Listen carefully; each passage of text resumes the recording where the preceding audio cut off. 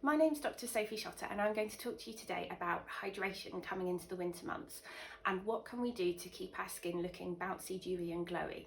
So around this time of year, most people's skin goes through a funny 5 minutes. It's to do with increased humidity outside, decreased humidity indoors as we turn our central heating on, and those shifts between environments can really play havoc with our skin.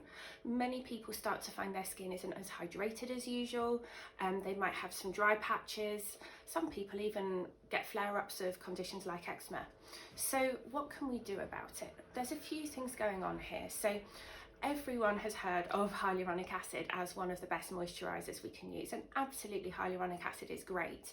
It holds 1,000 times its own weight in water, and no matter how much water you take in through your mouth, if you haven't got enough hyaluronic acid in your skin, you're not going to hold that moisture in the skin. So hyaluronic acid is a really great ingredient. But many people's temptation at this time of year is to really slap it on, lather it on, and actually you can end up making your skin drier because it will also absorb moisture from the surrounding area. So some people do find that overuse of hyaluronic acid will make their skin drier.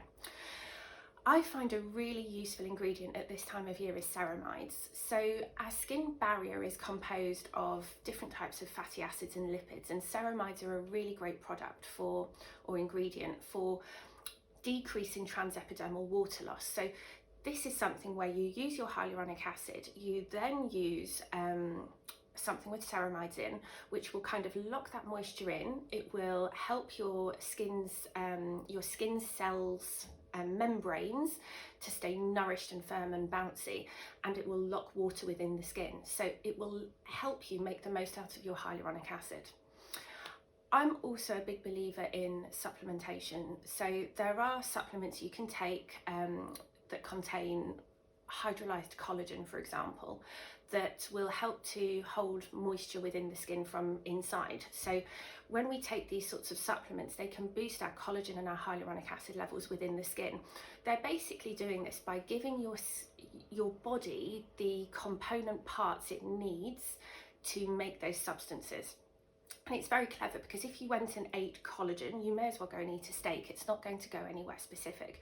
Whereas if you take a good collagen supplement, that will trick your body into thinking you're injured and stimulate a healing response within the skin.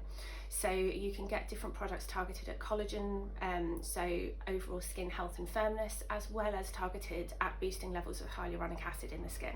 So I think that's a really useful thing to look at through the winter months. And another supplement I really rate for dry skin is omegas.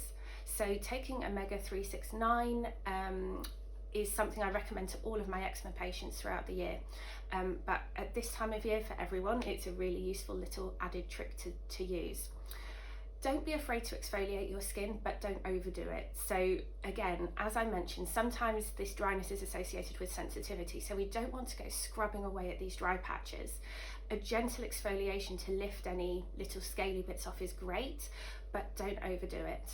It's also a really good time of year to get onto your retinols. So retinol can make us sun sensitive, which is why some people avoid it in the summer months.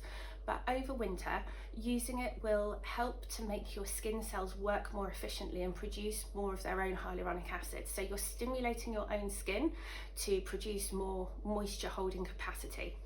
So a few little tips and tricks in there that I hope will help.